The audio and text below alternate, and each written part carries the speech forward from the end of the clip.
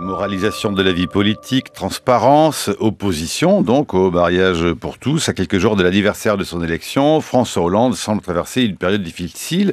Mais pas seulement François Hollande, d'après tous les commentateurs, la France tout court traverse visiblement une période assez compliquée. Et du coup, pour essayer de tenter de comprendre les tenants et les aboutissants de la situation en question, voici que les journaux, les journalistes ont recours bien sûr aux comparaisons ou métaphores historiques. Ainsi, les hebdomadaires de la semaine dernière titraient qu'on était tantôt soit dans une France au fond de 1789, administrée par un Louis XVI pépère, à moins que nous soyons, selon un autre, dans la même situation que la France dans les années 30. Et voici que les comparaisons poursuivent montent leur train et qu'elles font florès toujours à la une des journaux. Voilà qu'on a noté notamment que à la manifestation de vendredi devant l'Assemblée nationale, certains manifestants contre le mariage pour tous criaient CRS SS, que Jean-Pierre Raffarin ce week-end a parlé de Chienlit, et que même plus près de nous, au fond, et là ça n'est plus mai 68, le Figaro du jour, Jacques Julliard, bonjour. Bonjour. Titre Manif pour tous, la force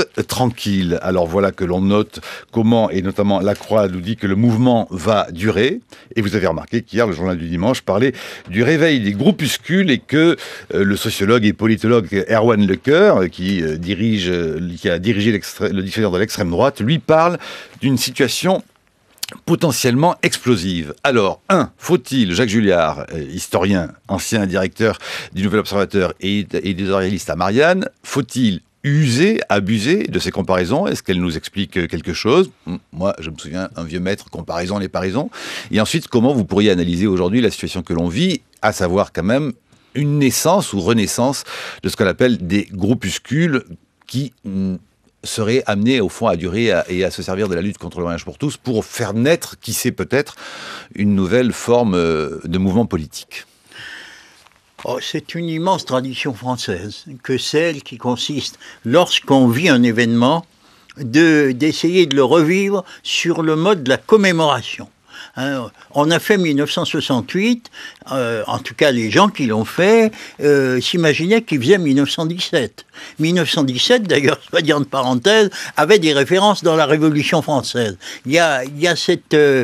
donc il n'y a pas que la France qui est comme ça, mais en France, chaque fois qu'un événement se produit, on se demande si ça n'est pas la duplication d'un mouvement antérieur. Est-ce que vous voulez que je rappelle qu'aujourd'hui, 22 avril, nous sommes le jour anniversaire de la naissance de Vladimir Ilitch Ulyanov, plus connu sous le nom de Lénine, Jacques Julliard, le 22 avril 1870. Oui, moi je n'aime pas beaucoup les anniversaires, pas même les miens, mais je dois dire que effectivement il y a cette obsession. Et vous m'interpelliez comme historien, moi je dirais que le rôle de l'historien, c'est pas de rapprocher les événements, c'est de dire en quoi ils sont différents. Alors naturellement, on peut les comparer, mais je crois que le but de la comparaison n'est pas de dire « Ah, c'était comme la dernière fois », c'est au contraire d'essayer de comprendre en quoi l'histoire ne se renouvelle jamais, que bien sûr il y a des constantes, qu'aujourd'hui, par exemple, il est tout à fait net que la droite... On peut dire la droite d'une manière générale, une droite qui est plus sociologique que politique, celle qui manifeste contre le mariage pour tous. Cette droite, qu'est-ce qu'elle est en train de mimer mai 68? C'est d'ailleurs ce que vous avez vous-même souligné.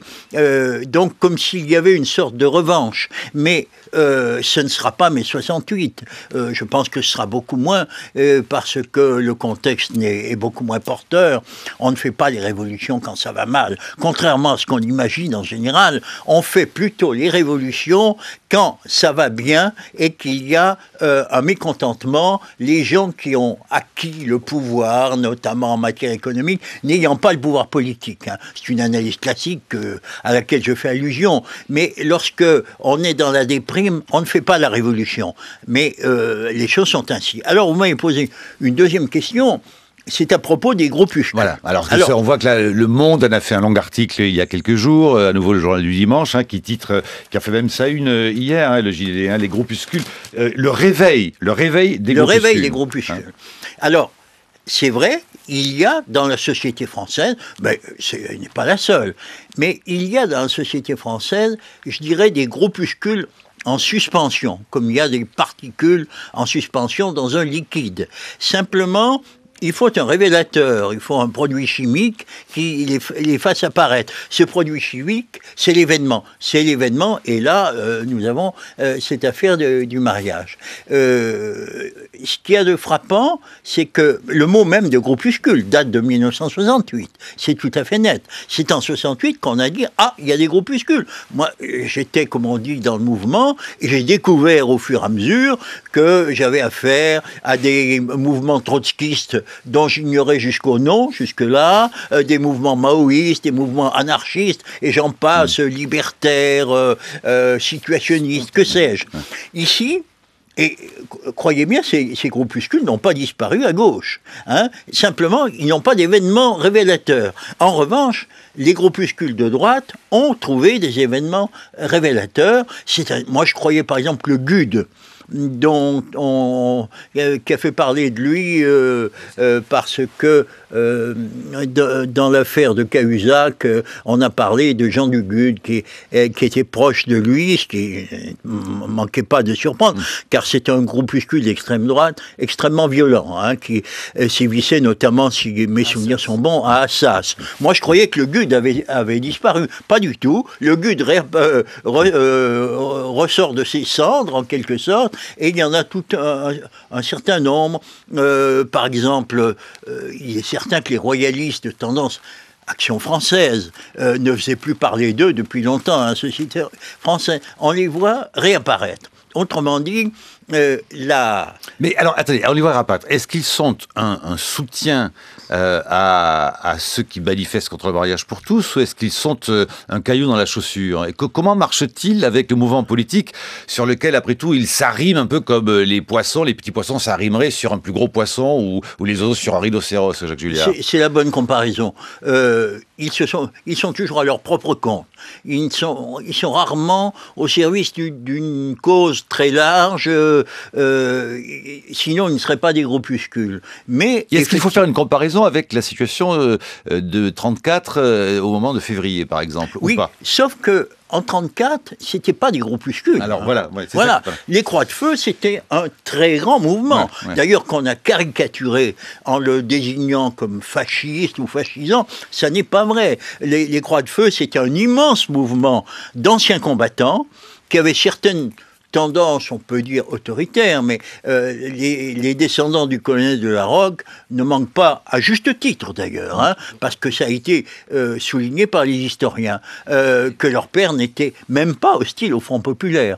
Donc la comparaison avec les mouvements, certes il y avait aussi des groupuscules en 1934, mais la comparaison avec ces mouvements-là n'est pas utile, en tout cas ne convient pas. Ce que je dirais de ce point de vue-là, c'est qu'il y a trois forces en présence dans ce mouvement actuel, prolongeant ce qui a été dit par vos chroniqueurs. Il y a les groupuscules, on vient d'en parler, ils ne sont pas le plus important. Il y a les partis politiques, et notamment l'UMP, dont on a parlé aussi, ils ne sont pas les plus importants. Et puis, il y a une mouvance de droite à dominante catholique qui vient d'apparaître dans la société. Alors ça, c'est un fait complètement nouveau. Pour la première fois, je ne dis même pas l'Église, je ne sais pas quelle est la pensée de l'Église là-dessus, mais les cathos, comme on dit en général, se pensent dans la société française comme minoritaires.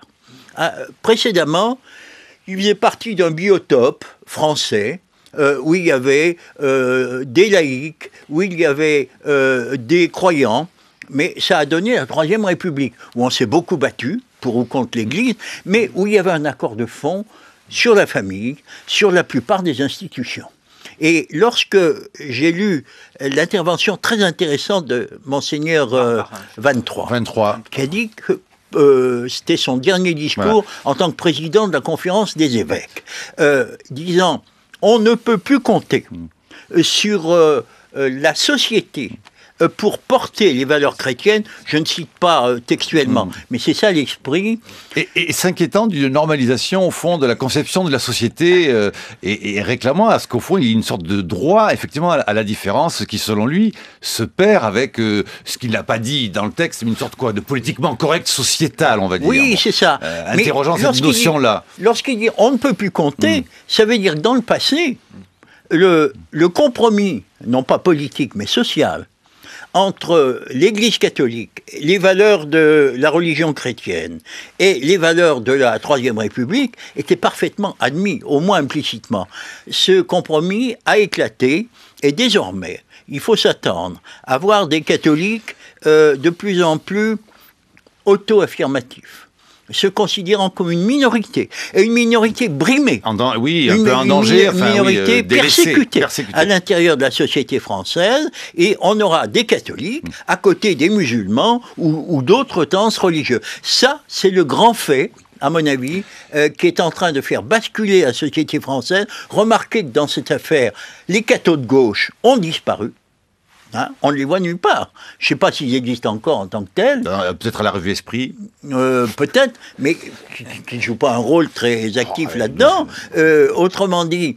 Parce que les autres, regardez, comment du coup analysez-vous le statut de la Croix là-dessus. Il y a une formidable régression. Oui. Les cathos et la République s'étaient réconciliés au cours des dernières guerres. Les tranchées, la résistance, la guerre d'Algérie. Ça, c'est en train de disparaître, et ça, c'est une régression politique très forte dans la société française. Vous voulez dire que ça disparaît en même temps que nous avons appris la disparition de François Jacob, compagnon de la Libération, prix symboliquement, c'est un événement très, très douloureux, et compte tenu de ce qu'a représenté François Jacob sur le plan scientifique, sur le plan patriotique, sur le plan de la nation. Alors, pour en revenir sur la question justement des catholiques, comment interprétez-vous cette une aujourd'hui de la Croix, Mariage pour tous, qui titre: plusieurs dizaines de milliers de personnes ont manifesté hier à Paris leur opposition à la loi Taubira qui sera votée demain, et surtout ce gros titre avec les drapeaux bleus et puis les drapeaux bleu, blanc, rouge, et ce titre: un non parti pour durer. Cela conforte votre thèse, Jacques Villard. Il me semble. D'abord, je note que... Avec une comparaison disant qu'au fond, le gouvernement devra être amené à renoncer au mariage pour tous, comme au fond, en 2006, le gouvernement avait renoncé au contrat de premier embauche, au fameux CPE. Oui, la comparaison est un petit peu bancale, parce que, d'abord, je pense que le gouvernement ne peut pas reculer là-dessus. S'il recule là-dessus, tout le monde se demandera sur quoi il est encore capable de tenir, étant donné que sur le plan économique et social, on voit bien qu'il est contesté de l'intérieur, donc ça a une valeur symbolique. Cela dit, à l'appui de ce que j'avançais il y a un instant, dans le grand naufrage actuel de la presse française, de la presse papier, notamment des hebdos, qui sont tous en difficulté, le seul journal qui gagne à l'heure actuelle, c'est La Croix. La Croix a gagné 25 ou 30%. Chez eux, oui, c'est celui qui fait le moins mal, en tout cas. Et qui oui, non, mais il a fait un véritable bond en avant. Et lorsqu'ils disent que ce mouvement... ils sont très modérés, encore une fois, ils n'ont même rien à voir avec la plupart des mots d'ordre, des manifestations qu'on a connues successivement. Ils jouent, comme toujours, très habilement. C'est un journal, je crois, très bien fait, qui est lu par des non-catholiques pour ces raisons-là. Très bon journal, absolument. Oui, absolument. Je dirais que s'il ne s'appelait pas La Croix, il est probable qu'il doublerait sa diffusion. Mais enfin, il tient beaucoup à son identité, c'est normal. Mais en dépit, ou justement à cause de cela, il dit que c'est un mouvement qui est appelé à durer. Autrement dit, il adhère à cette position exprimée par Monseigneur 23, à savoir que les catholiques sont désormais un groupement identitaire dans la société française. 8h17. Bonjour Brice Couturier. Bonjour Marc Vanchet. Vous n'avez pas oublié que nous sommes aujourd'hui toujours bien sur France Culture et pas sur Radio Nostalgie. Et pourtant, je vais vous parler de ce qui s'est passé en 1983. Parce que c'est décisif pour comprendre ce qui se passe aujourd'hui, bien entendu. Une vieille nostalgie hante les socialistes français, celle de l'autre politique, la politique qui n'a jamais été essayée, celle que François Mitterrand lui-même a écartée après avoir hésité en 1983. Cette année-là, les chiffres du commerce extérieur, du déficit budgétaire, de l'inflation et du chômage sont catastrophiques. Le pari sur la croissance de 1981 se révèle avoir été hasardeux. Il faut dire que le gouvernement d'union de la gauche n'a pas eu de chance. Il a pratiqué la relance par la consommation à un moment où le reste de l'Europe occidentale était engagé, au contraire, dans des politiques de lutte contre l'inflation. L'augmentation des salaires, importante, pèse sur la compétitivité des entreprises, leur taux d'investissement en est sévèrement affecté, d'importantes fuites de capitaux se produisent, l'inflation dépasse les 13%. Après 2 dévaluations du franc, 81-82, un premier tournant est adopté en juin 82, le gouvernement bloque les prix et les salaires. Le déficit budgétaire doit être ramené à 3%.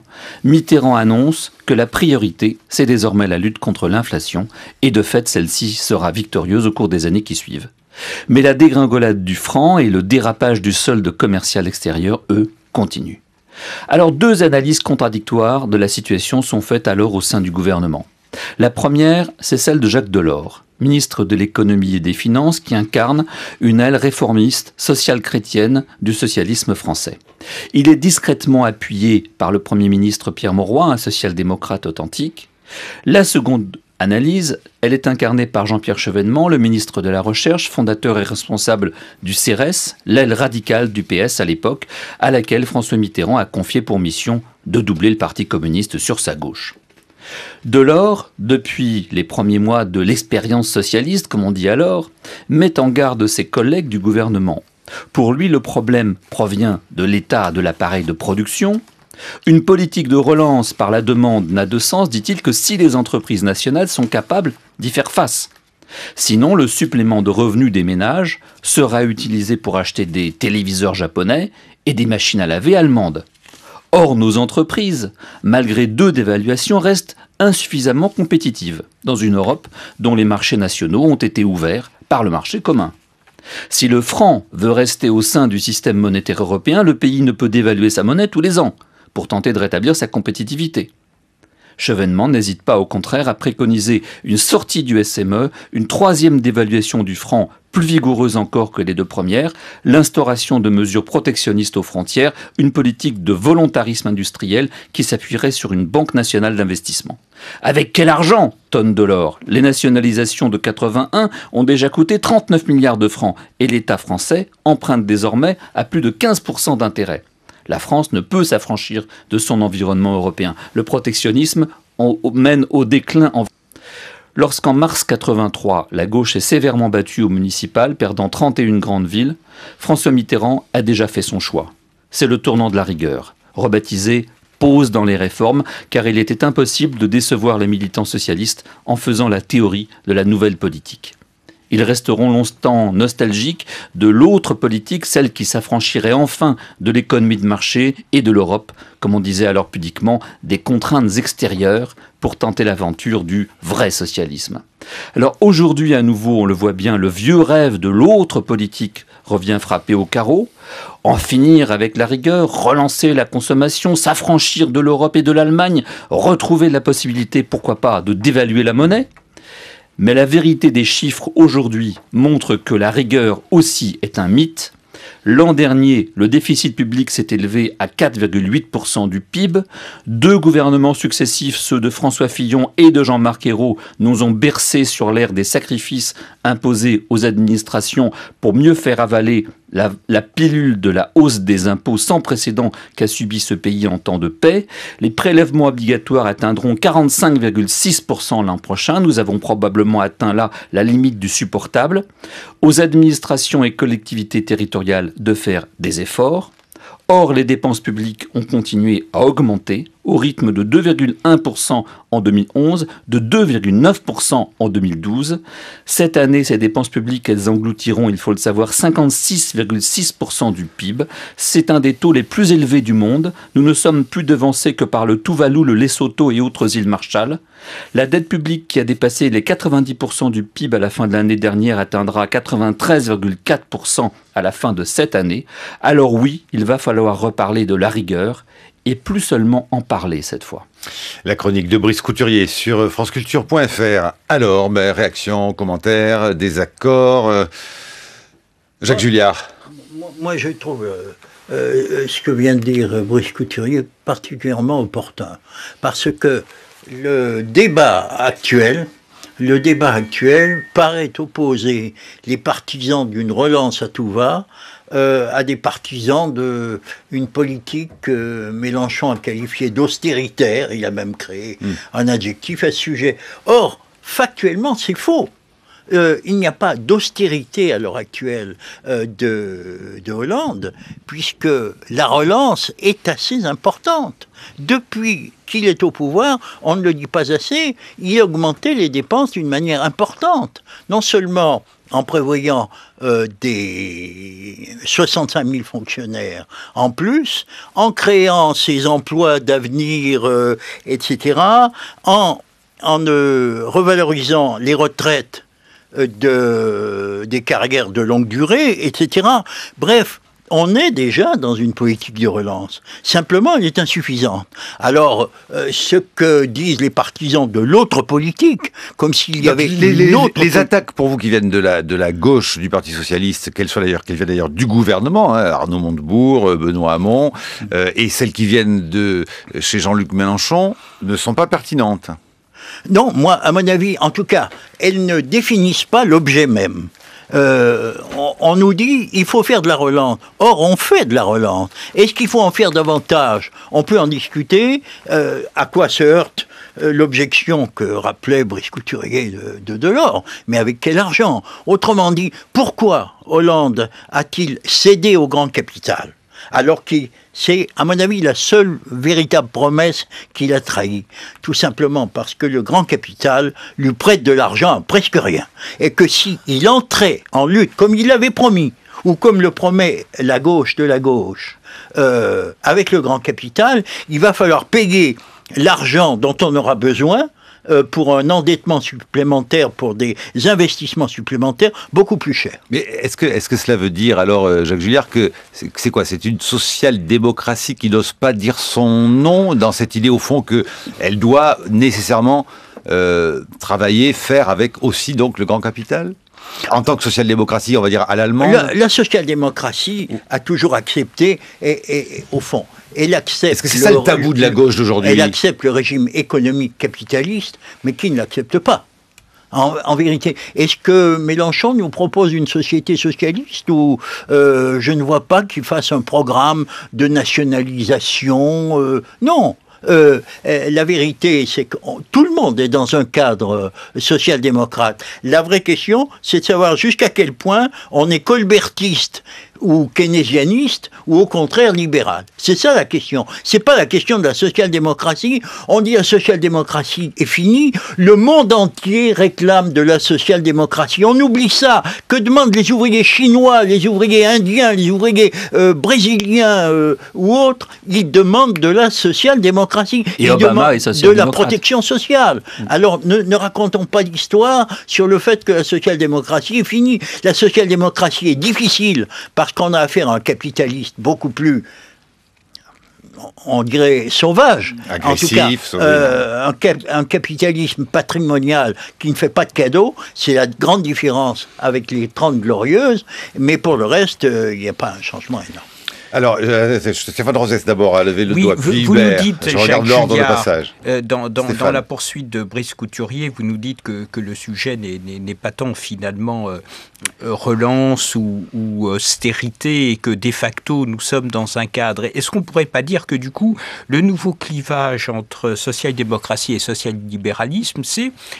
Est-ce qu'il est possible de préserver ce qui fait les fondamentaux de notre modèle social? Auquel cas, il faudrait le réformer, première chose. Et deuxième chose, le rapport à l'Europe. Et c'est là où on a besoin de vos lumières d'historien, parce que si on se dit que l'Europe doit être une puissance politique, économique et sociale, conception à la française. Ça voudrait dire que la gauche redéfinisse différemment son rapport à l'internationalisme, car sans doute que ce qui fait la difficulté, par exemple, de Mélenchon d'être entendu chez les ouvriers et la facilité de Marine Le Pen, c'est peut-être cette question du rapport à l'internationalisme sans rivage qui fait tellement peur ou qui inquiète, je dirais, les plus précarisés.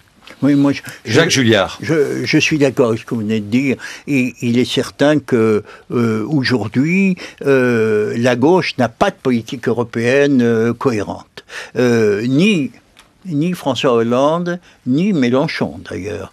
François Hollande, parce que, pour des raisons qui seraient trop longues à examiner, qui ne sont pas toutes de sa faute. Alors vous faites le constat de Daniel Cohn-Bendit dans Le Monde, qui parle de la gauche démoralisée. Il dit au fond, la social-démocratie européenne n'a pas su se renouveler, elle est désemparée par rapport à l'ampleur de la crise. François Hollande s'en tient à la méthode Coué. Oui, absolument.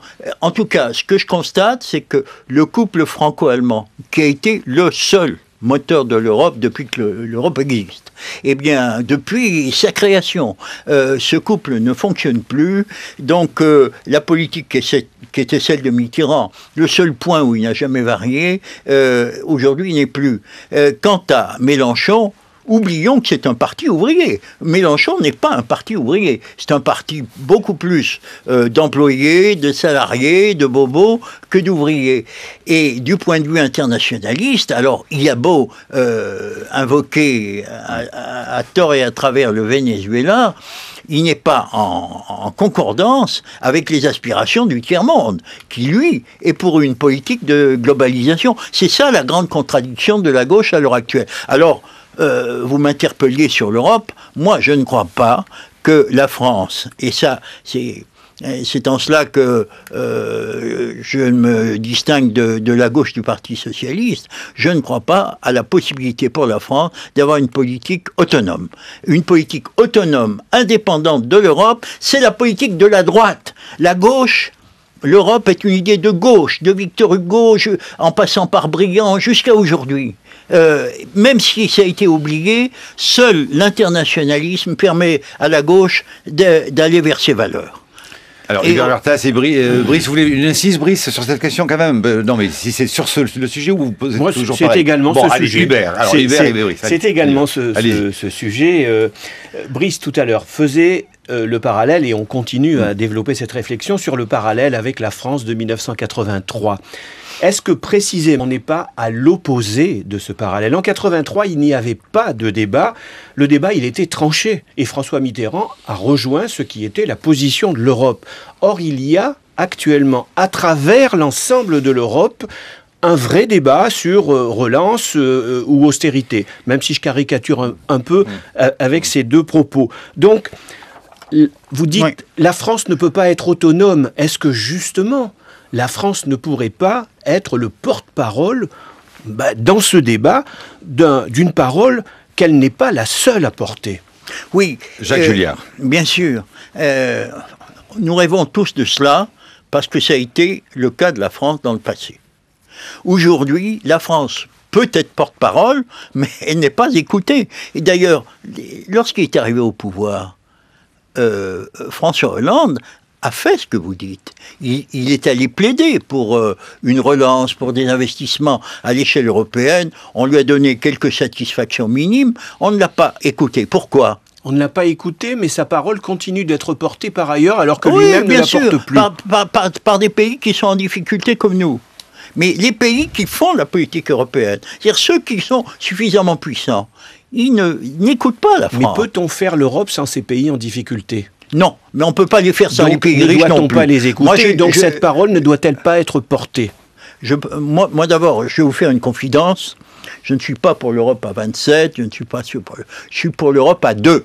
La seule Europe qui compte, c'est l'Europe à 2. Les autres suivent après. Donc je n'y peux rien. C'est comme ça que ça s'est toujours fait. Si on me dit, oui, mais nous sommes appuyés par la Lettonie ou par demain la Croatie, je dis tant mieux. Enfin, c'est un propos iconoclaste, Jacques Julliard, que le président de la République ne peut pas tenir. Ce que je veux dire, c'est que Hollande a raison fondamentalement sur un point, et c'était le fond de son discours du Bourget. Priorité absolue à l'industrialisation. Pourquoi? Pas seulement parce que ça va créer des emplois, mais aussi parce que sans une relance économique qui refasse de la France un pays moderne et industriel. Nous sommes aujourd'hui en deuil d'un homme comme Jacob, qui a été un des grands scientifiques. Nous ne sommes plus porteurs de cela. La priorité absolue, a-t-il dit, et il a été acclamé quand il a dit ça. Et donc, c'est la réindustrialisation. Ouais. Quand vous dites on ne nous écoute plus et que vous dites moi je suis pour l'Europe à 2, vous êtes pour l'Europe à 1. Non. Mais si, puisqu'on n'a plus de voix. Mais c'est pas vrai. Être pour l'Europe à 2, ça veut dire retrouver la parité avec l'Allemagne. C'est en cela que la réindustrialisation est une condition, encore une fois, non seulement de la lutte contre le chômage, mais pour retrouver une politique à l'échelle européenne, c'est-à-dire être suffisamment écouté dans le duopole germano-français. On est trop faible, Jacques Julliard. Sylvain Kahn, s'il vous plaît, qui a demandé la parole. Merci Stéphane. Et ensuite Brice Couturier. Oui, il me semble, Jacques Julliard, mais c'est pas le sujet maintenant, que vous négligez beaucoup le rôle du Benelux. Et en ce qui concerne la rigueur aujourd'hui, les Pays-Bas, qui ne font pas partie de l'Europe du Sud, sont en train de la remettre en cause. Mais ma question est la suivante. J'ai été très frappé par le fait que vous imputez la faillite de Guy Mollet, donc là je reviens à la 4e République, au fait que la pensée de la gauche républicaine en matière coloniale a été très très faible. Et je me rappelle que dans votre ouvrage sur la 4e République, vous étiez l'un des rares historiens, à l'époque, à considérer qu'il fallait quand même sauver l'héritage de la 4e. Donc je vois là un peu comme une contradiction. Et ma question est, alors que François Hollande est en train d'enterrer le droit de vote aux étrangers, est-ce que vous pensez que cet héritage, cette faillite, comme vous le disiez, de la pensée de la gauche républicaine en matière coloniale, est-ce que cet héritage joue encore aujourd'hui dans... Oui. Jacques Julliard et puis Brice avec Couturier. Une nuance. J'ai jamais voulu sauver l'héritage de la 4e République. J'ai dit qu'elle, comme tout le monde, comme tous les historiens, qu'elle avait un bilan économique et social des plus honorables. Ça fait déjà partie des 30 Glorieuses. Mais sur le plan politique, j'ai dit non. J'ai dit non. J'ai même été, à l'époque, il faut dire, j'avais pas une voix très puissante, hein, mais j'ai été un des rares à gauche à me prononcer pour la constitution de la 5e République, chose que je continue de faire aujourd'hui. Et en faut-il une 6e ? Je suis absolument contre une 6e République. Parce que c'est dans les débats du jour. Alors, pour revenir à l'actualité, je vais laisser la parole à Brice Couturier. Je veux bien. Oui. Réinvitez-moi. On passera 1 heure si vous voulez. On parlera de la 6e République. Quand je vois l'aile gauche du Parti Socialiste, des gens qui devraient se rappeler un petit peu qu'a été Marx, nous dire qu'en changeant le numéro de la République, on va changer les conditions de ce pays, c'est se moquer du monde. Penser que la représentation proportionnelle va améliorer l'efficacité du système français, c'est se moquer du monde. Mais enfin, Jacques Julliard, souvenez-vous que Michel Rocard vous dirait que les socialistes ont très mal lu Marx, notamment Jules Guesde, et que ça a donné les résultats que l'on sait. Brice Couturier. Je voudrais revenir à la question du jour, l'austérité, la rigueur et l'Europe. En fait, il faut quand même se souvenir que dans les années 80, par exemple, le Parti socialiste condamnait la social-démocratie officiellement. On disait il y avait le socialisme, c'est les pays du Sud, les partis socialistes italiens, espagnols voulaient le socialisme, les partis du Nord, depuis le congrès de Bad Godesberg allemand, depuis la réforme du Parti travailliste, voulaient eux la social-démocratie. Et il y avait donc une dichotomie. Est-ce qu'on ne retrouve pas aujourd'hui, et ça amène ma question sur la stratégie que devrait mener ce gouvernement au sein de l'Europe, quand on sait, parce qu'on l'a dit quand même, que les pays du Nord de l'Europe se portent bien, ils sont sains, leur économie est bien gérée, leur commerce extérieur est bénéficiaire, mais les pays du Sud subissent effectivement, eux, pas la France, mais l'Espagne, la Grèce et le Portugal subissent une rigueur budgétaire extrêmement violente qui semble avoir déclenché un cercle vicieux puisque plus ils ont de rigueur et moins ils parviennent à dégager de croissance et donc moins ils parviennent à rembourser leurs dettes accumulées. Est-ce que la France n'aurait pas intérêt, c'est une vraie question qui est ouverte, à abandonner le front avec l'Allemagne, puisque l'Allemagne ne nous considère plus comme un partenaire à part entière, mais comme un junior partenaire vu notre faiblesse économique, et prendre la tête des pays du Sud qui réclament effectivement une vraie relance budgétaire, un assouplissement des conditions du déficit, l'abandon des 3%, etc. Est-ce que ça ne serait pas quand même une possibilité pour la France que de jouer cette carte-là ? On peut toujours se suicider. On a toujours le droit, on n'a jamais empêché les gens de le faire. Jacques Julliard, et pourquoi ? Parce que prendre la tête des pays qui vont mal, parce qu'ils ont été mal gérés, je ne vois pas que ça puisse être une possibilité de relance. Alors, je sais bien tout ce qu'on peut dire, et ce que j'ai dit, ce que je vous faisiez l'avocat du diable, hein, vous le savez bien. C'est l'incroyable insensibilité, pas au sens moral, mais au sens politique du terme, de la finance internationale à l'égard du devenir d'un certain nombre de pays. Hein, ça, c'est une chose qu'on ne peut pas nier. Cela dit, on ne fait pas la politique des bisounours. On ne fait pas une politique simplement en disant, vous savez, les Grecs ou les Chypriotes ou les Français demain sont des gens bien malheureux, ils ont beaucoup de circonstances atténuantes. Moi, je suis tout de même pour une politique de relance du pays. Et c'est en cela que j'appuie François Hollande. Il dit la priorité est à cela. C'est là-dessus que je demande à être jugé. Ah, c'est vous alors qui appuyez François Hollande, parce que vu que dans les sondages il est très très bas, on cherchait celui qui soutenait encore François Hollande. On vient d'avoir. Oui, c'est moi. Ah, voilà. C'est comme l'auditeur de France Culture. Parce que, écoutez. Non, je vous taquine, mais tout de même. Mais évidemment, taquinerie pour question. Pour dire que l'espèce d'atmosphère, alors, mais voilà, l'odeur de sang qu'il y a aujourd'hui autour de Hollande est une chose psychologiquement et démocratiquement écœurante. Oui, mais justement, cela dit, alors Jacques Julliard, cela dit, cette odeur-là et ce climat est quand même là, complexe. Ouais. Certains le minimisent. Au fond, Hubert Lurta semble nous dire que les manifs anti-mariage pour tous sont peut-être les derniers feux de ce que certains appellent les groupuscules. Erwan Lecoeur, je le rappelle dans le journal dimanche, dit lui qu'au contraire, il faut s'en méfier de ces groupuscules parce qu'il y a quelque chose qui se coagule là de nouveau dans une révolte sociale aujourd'hui en France, et qu'il est vrai qu'on sent bien, et d'aucuns disent qu'après tout, c'est aussi un peu la faute de ce gouvernement-ci. Bien sûr. Irène Théry le disait, qui n'a pas fait la pédagogie qu'il aurait fallu faire, qui a cru que ça passerait tout seul. Le seul gouvernement de gauche depuis fort longtemps qui se bat sur deux fronts. Bon. C'est ça le problème. Moi, je dis son opposition et c'est les oppositions. La gauche, où elle est unie, où elle fait la politique d'un futur gouvernement qui s'appellera Copé Marine Le Pen. Si c'est ça qu'on veut, qu'on le dise. Vous analysez comment le fait que le Front National de Gilbert Collard était aux côtés de l'UMP dans le Front National joue un jeu assez compliqué. Il était dedans et il n'était pas dedans. Moi, je suis frappé du fait qu'au contraire, il était extrêmement discret dans ce mouvement. Il ne l'a rejoint que tardivement, de manière ambiguë. Marine Le Pen a dénoncé encore hier la récupération de ce mouvement par l'UMP. Je ne crois pas qu'on puisse identifier... Ça annonce peut-être une vague de mariage au Front National. Identifier ce mouvement au Front National.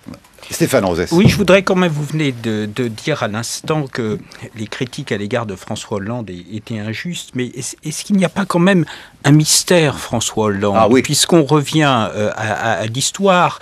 François Mitterrand, il pouvait opérer une modification de ligne en 83, Brice Couturier en parlait, mais François Mitterrand avait un rapport à la France, à l'histoire, au récit, qui permettait, par exemple, dans son intuition géniale, la France est notre patrie, l'Europe est notre avenir, à la France de fixer un dépassement. Et on le voit bien avec l'intervention au Mali soutenue à 75% par les Français quand François Hollande dit « c'est le plus beau jour de ma vie politique ». On voit bien ce qu'est notre imaginaire, ce besoin de se projeter. Or, en matière européenne, quand même, quand il nous dit « je suis une sorte de je suis une sorte de bricoleur, j'ai des mesures », il y a une difficulté chez le président à faire récit de l'articulation entre le redressement du pays et la réorientation européenne. Est-ce que c'est pas ça qui fait que s'exprime du coup dans tout le pays, à gauche, à droite, au-dessus, en dessous, cette crispation du pays, tout simplement parce qu'un récit de dépassement n'est pas porté. Jacques Julliard. Il y a la critique à l'égard de Hollande est tellement partagée par l'extrême droite, par l'extrême gauche, par une partie du Parti socialiste et par la droite républicaine, bon, ça fait à peu près tout le monde, que quand on est majoritaire, il faut toujours se demander quelle bêtise on est en train de faire. Et je crois qu'actuellement, cette espèce de front gouvernemental repose sur des illusions, repose sur... Oui, mais on en sort comment ? Comment ? On en sort comment ? Il en sort comment, lui ? On n'en sort pas dans l'immédiat, on n'en sort pas. La France va être dans le marasme pendant des années. Ne croyez pas ceux qui disent le contraire. Pendant des années. Ou bien on se laisse aller. Ou bien on fait la politique de la réindustrialisation. Dans les deux cas, ça va pas être une politique folichonne. Donc dire on en sort à court terme, c'est pas vrai. Si on m'explique qu'on peut en sortir sans relancer le pays, sans refaire un pays moderne, alors j'attends les explications. Très court, on arrive au bout. Hubert, oui, vous disiez il y a un instant que on avait là un gouvernement qui luttait sur deux fronts, donc il y avait la droite et puis il y avait l'extrême gauche ou la gauche de la gauche. À propos de Jean-Luc Mélenchon, quelle est la nature de cette opposition? Est-ce qu'on est dans un phénomène finalement très classique, c'est la suite du congrès de Tours, c'est le schisme et ça continue, ou bien c'est quelque chose qui est d'une nature nouvelle, et quelle est cette nature? Écoutez, moi, Jacques Julliard. C'est un phénomène. Je voudrais dire deux choses. Hein. Je sais qu'on a peu de temps. La première, c'est que je suis d'accord avec ce qu'a dit Stéphane Rosette. Il y a un problème personnel de François Hollande. Pourquoi n'arrive-t-il pas à expliquer une politique qui est probablement la seule? Il n'y en a pas d'autre. Il y a des modalités différentes. On peut aller plus ou moins vite dans le désendettement. C'est ça le problème, au fond. Mais sur le fond, quand il a défini l'objectif de réindustrialisation, il a été compris. Mais il n'est toujours pas suivi. Alors maintenant, sur Mélenchon, pour moi, c'est un mystère. C'est un homme pour lequel j'ai de la sympathie. Je le regardais d'un œil favorable, en dépit de certains dérapages dont il est friand. Aujourd'hui, je ne sais pas où il va. J'ai fait un article cette semaine dans Marianne qui dit « Je n'y peux rien, je vous considère comme un bon républicain, je n'y peux rien sur votre programme, on parle des références historiques, et celui du général Boulanger. » C'est lui du général Boulanger. Le rire et de Brice Couturier. Révision constituante, et allons-y. Écoutez, franchement, appel au peuple. Et représentation proportionnelle. Alors, vous savez comment on a liquidé le boulangisme?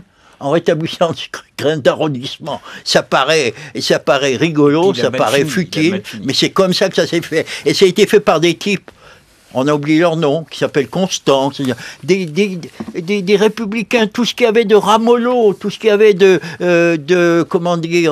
aussi peu spectaculaire que possible. Je dis pas qu'il faut être comme ça, surtout pas à l'époque de des médias généralisés, mais enfin, méfions-nous de l'éloquence. Jacques Julliard, est-ce que cela veut dire tout de même qu'aujourd'hui, le Parti socialiste et puis même le président de la République doit se couper ouvertement, ou est-ce que c'est dangereux stratégiquement, électoralement parlant, de cette gauche radicale? Il n'est pas question de se couper de la gauche radicale. Je pense qu'elle-même est en train de se couper du peuple. Je pense qu'elle est en train de se couper d'elle-même, surtout. J'entends partout le Parti communiste, qui est quand même la force de frappe dans cette affaire, qui est de plus en plus réticente à l'égard de la stratégie aventurière de Mélenchon, dans un contexte qui est celui d'une domination de la droite. Moi, je crois que... je prêche, au contraire, pour l'unité de la gauche. Il n'y a pas de possibilité, encore une fois... Le dilemme aujourd'hui, c'est unité de la gauche ou gouvernement copé Marine Le Pen. On aurait pu penser quand même que rejoignant Marianne, après avoir quitté le Nouvel Observateur depuis tant d'années, vous auriez eu les yeux davantage de Chimène pour Mélenchon que vous ne les auriez eus si vous étiez resté Nouvel Observateur, non? Ou je fais une très mauvaise lecture politique? Non, c'est pas moi qui ai changé, c'est Mélenchon. Et Marianne non plus. Quoi? Marianne... Marianne, non. D'ailleurs, Marianne a un point de vue assez nuancé sur Mélenchon. Moi, je suis de ceux qui disent qu'il est un facteur négatif à l'heure actuelle. Je le lui dis. Il nous arrive même d'échanger là-dessus. Mais je pense simplement qu'il ne fait pas l'analyse de la situation actuelle. La gauche n'est pas en situation de se diviser. Et j'ai l'impression parfois qu'il règle un problème personnel qu'il a toujours eu avec François Hollande. Alors, je me méfie des explications psychologiques, mais il y a une telle obsession anti-Hollande qu'il doit bien y avoir quelque chose là derrière. Mais est-ce que Mélenchon n'a pas quand même une petite utilité, c'est d'aller chercher quelques voix du côté du Front National et de l'empêcher de grimper toujours plus, d'où la radicalisation de son discours et d'où l'ambiguïté de son discours actuellement, dénonçant le côté non national, la pensée non française du ministre Moscovici. C'est une rhétorique qui est, comme vous dites, boulangiste, parce qu'elle va chercher à droite et à gauche. Jacques Julliard, d'un mot. D'un mot pour dire... il s'agit de conclure, si je comprends bien. Oui, parce que nous voudrions dire quelques mots aussi sur François Jacob. Moi, je veux bien vous venir parler de la 6e République, de leur prétendue 6e République. Ça y est, maintenant Jacques Julliard se réinvite. Mais je pense que aujourd'hui, croire qu'il y a une solution dans les 12 mois ou les 24 mois à venir, je ne le crois pas. Je répète ma conviction profonde que la France doit redevenir une puissance. On peut faire le choix inverse. On peut vivre comme un pays en état de décadence. Michel Houellebecq a fait le tableau admirable dans ses derniers livres d'une France qui est devenue le club med du monde entier. Moi, je n'arrive pas à vivre là-dedans. Je veux que la France redevienne une puissance, et ce qu'il y a de commun entre tous les grands républicains et tous les grands rois qui ont fait ce pays, eh bien, il faut en prendre les moyens. Et si on me propose une autre politique, je n'y crois pas. Je pense simplement que François Hollande devrait changer de gouvernement, parce que Ayrault est un type très bien, mais lui non plus, on n'arrive pas à l'entendre. À sa place, je choisirais un chef de gouvernement non socialiste. Mais c'est parce que vous avez au fond l'esprit...